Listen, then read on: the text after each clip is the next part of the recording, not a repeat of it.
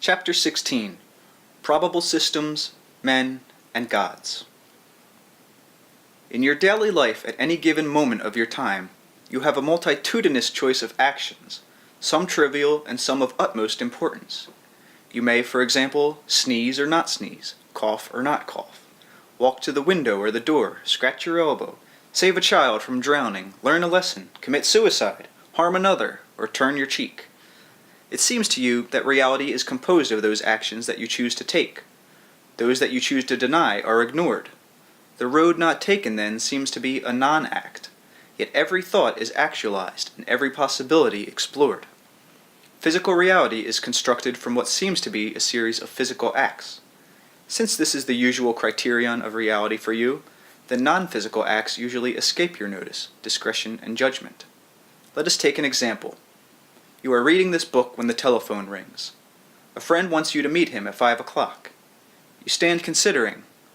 In your mind, you see yourself A. saying no and staying home, B. saying no and going somewhere else instead, or C. saying yes and keeping the engagement. Now, all of these possible actions have a reality at that point. They are all capable of being actualized in physical terms. Before you make your decision, each of these probable actions are equally valid. You choose one of these, and by your decision you make one event out of the three physical. This event is duly accepted as a portion of those serial happenings that compose your normal existence. The other probable actions, however, are as valid as they ever were, though you have not chosen to actualize them physically. They are carried out as effectively as the one you chose to accept. If there was a strong emotional charge behind one of the rejected probable actions, it may even have a greater validity as an act than the one you chose. All actions are initially mental acts. This is the nature of reality. That sentence cannot be emphasized too thoroughly. All mental acts are therefore valid. They exist and cannot be negated. Because you do not accept them all as physical events, you do not perceive their strength or durability. Your lack of perception cannot destroy their validity, however. If you wanted to be a doctor and are now in a different profession, then in some other probable reality you are a doctor. If you have abilities that you are not using here, they are being used elsewhere. Now again, these eyes may seem impossibly rich for your mental blood because of your propensity towards serial thought and three-dimensional attitudes. Now, these facts do not deny the validity of the soul, but instead add to it immeasurably. The soul can be described for that matter as a multidimensional infinite act, each minute probability being brought somewhere into actuality and existence, an infinite creative act that creates for itself infinite dimensions in which fulfillment is possible. The tapestry of your own existence is simply such that the three-dimensional intellect cannot behold it. These probable selves, however, are a portion of your identity or soul, and if you are out of contact with them, it is only because you focus upon physical events and accept them as the criteria for reality. From any given point of your existence, however, you can glimpse other probable realities, and sense the reverberations of probable actions beneath those physical decisions that you make. Some people have done this spontaneously, often in the dream state. Here, the rigid assumptions of normal waking consciousness often fade, and you can find yourself performing those physically rejected activities, never realizing that you have peered into a probable existence of your own. If there are individual probable selves, then of course there are probable earths, all taking roads that you have not adopted. Beginning with an active imagination in the waking state, you can sometimes follow for a short way into the road not taken. Go back to our man at the telephone mentioned earlier. Let us say that he tells his friend he will not go. At the same time, if he imagines that he took another alternative and agreed on the engagement, then he might experience a sudden rift of dimensions. If he is lucky and the circumstances are good, he might suddenly feel the full validity of his acceptance as strongly as if he had chosen it physically. Before he realizes what is happening, he might actually feel himself leave his home and embark upon those probable actions that physically he has chosen not to perform. For the moment, however, the full experience will rush upon him. Imagination will have opened the door and given him the freedom to perceive, but hallucination will not be involved.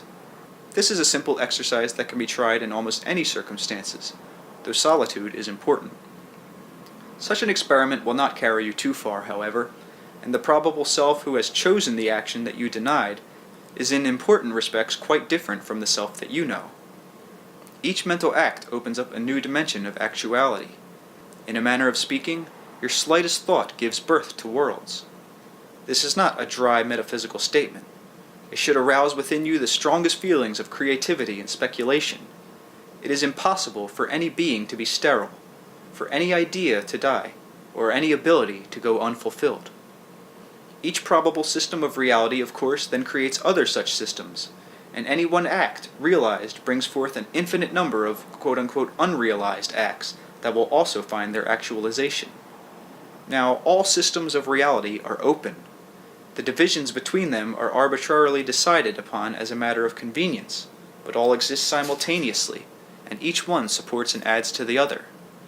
So what you do is also reflected to some degree in the experience of your probable selves, and vice versa. To the extent that you are open and receptive, you can benefit greatly by the various experiences of your probable selves, and can gain from their knowledge and abilities. Quite spontaneously, again, you often do this in the dream state, and often what seems to you to be an inspiration is a thought experienced but not actualized on the part of another self. You tune in and actualize it instead, you see. Ideas that you have entertained and not used may be picked up in the same manner by other probable yous. Each of these probable selves consider themselves the real you, of course, and to any one of them you would be the probable self. But through the inner senses, all of you are aware of your part in this gestalt. Now, the soul is not a finished product. In fact, it is not a product in those terms at all, but a process of becoming. All that is not a product, finished or otherwise, either. There are probable gods as there are probable men, but these probable gods are all a part of what you may call the soul of, or the identity of, all that is, even as your probable selves are all a portion of your soul or entity. The dimensions of actuality possible to all that is, of course, far exceed those presently available to you. In a manner of speaking, you have created many probable gods through your own thoughts and desires. They become quite independent psychic entities, validities in other levels of existence. The one all that is aware not only of its own nature and of the nature of all consciousnesses, but is also aware of its infinite probable selves. We go here towards subjects in which words become meaningless. The nature of all that is can only be sensed directly through the inner senses, or in weaker communication through inspiration or intuition. The miraculous complexity of such reality cannot be translated verbally. Probabilities are an ever-present portion of your invisible psychological environment. You exist in the middle of a probable system of reality. It is not something apart from you. To some extent, it is like a sea in which you have your present being. You are in it, and it is in you. Occasionally, at surface levels of consciousness, you might wonder what might have happened had you made other decisions than those you have, chosen different mates, for example, or taken up residence in other portions of the country. You might wonder what would have happened had you mailed an important letter that you subsequently decided not to mail, and in such small wonderings only have you questioned the nature of probabilities. But there are deep connections between yourself and all those individuals with whom you have had relationships, and with whom you were involved in deep decisions. These are not nebulous. They are profound psychological interconnections that bind you each to each, particularly in a telepathic framework, though this may be beneath normal consciousness. The unrealized physical connections that might have occurred but did not are worked out in other layers of reality. The invisible environment within your mind is not as lonely as you might think, and your seeming inner isolation is caused by the ego's persistent guard. It sees no reason, for example, why you should be informed of information that it does not consider pertinent to day-to-day daily living. I do not like the phrase, to advance. Yet in your terms, to advance as a consciousness is to become more and more aware of these other materializations of your own identity. The probable selves are to gain awareness of the other probable selves, and realize that all are various manifestations of the true identity. They are not quote-unquote lost, buried or negated in some super-self without free will, self-determination, or individuality.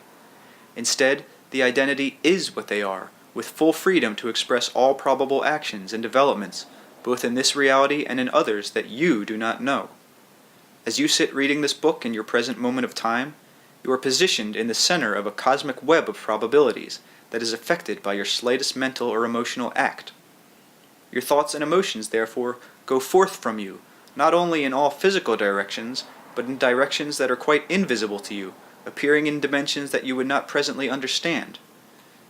Now, you are also the receiver of other such signals coming from other probabilities that are connected with your own, but you choose which of those probable actions you want to make real or physical in your system, as others also have the freedom of choice in their systems. You originate ideas then and receive them, but you are not forced to actualize unrealized probable acts that come to you from other probable selves. Now, there is a natural attraction between yourself and other probable selves, electromagnetic connections having to do with simultaneous propulsions of energy. By this, I mean energy that appears simultaneously both to you and probable selves in other realities. Psychic connections having to do with a uniting, sympathetic emotional reaction, and a connection that shows up very strongly in the dream state. In that state, with the functions of the ego somewhat stilled, there is some considerable communication between various portions of the entire identity. In dreams you may have glimpses of probable roads that you might have taken. You may think that these are fantasy, but instead you may be perceiving a legitimate picture of events that did occur within other systems of probabilities. Now, one event can be actualized by more than one probable self, however, and you will resemble some probable selves more than others. Because you are involved in an intricate psychological gestalt such as this, and because the connections mentioned earlier do exist, you can avail yourself to some extent of abilities and knowledge possessed by these other probable portions of your personality. The connections make for quite constant bleed-throughs. Once you are aware of the probable system, however, you will also learn to become alert to what I will call here benign intrusive impulses. Such impulses would seem to be disconnected from your own current interests or activities, intrusive in that they come quickly into consciousness, with a sense of strangeness as if they are not your own. These can often offer clues of various kinds. You may know absolutely nothing about music, for example, and one afternoon, while in the middle of some mundane activity, be struck by a sudden impulse to buy a violin. Such an impulse could have an indication that another probable portion of your identity is gifted with that instrument. I am not telling you to run off and buy one, but you could, however, act on the impulse as far as is reasonably possible, renting a violin, simply acquainting yourself with violin concerti, etc. You would learn the instrument far quicker, you see, if the impulse was originating with a probable self. It goes without saying, then, that probable selves exist in your quote-unquote future, as well as your past.